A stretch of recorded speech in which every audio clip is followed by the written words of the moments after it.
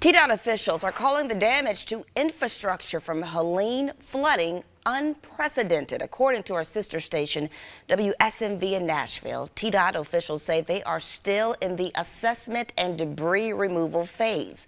There are more than 300 TDOT workers on the ground right now from all over the state. They've inspected over 100 bridges in the last 36 hours across 7 counties, with hundreds more to go.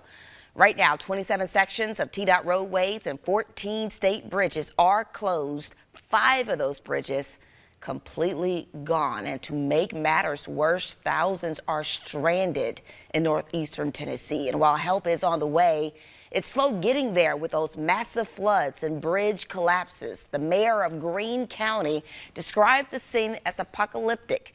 There's no way across the Nolichucky River, as every bridge that is still standing is closed for damage assessment.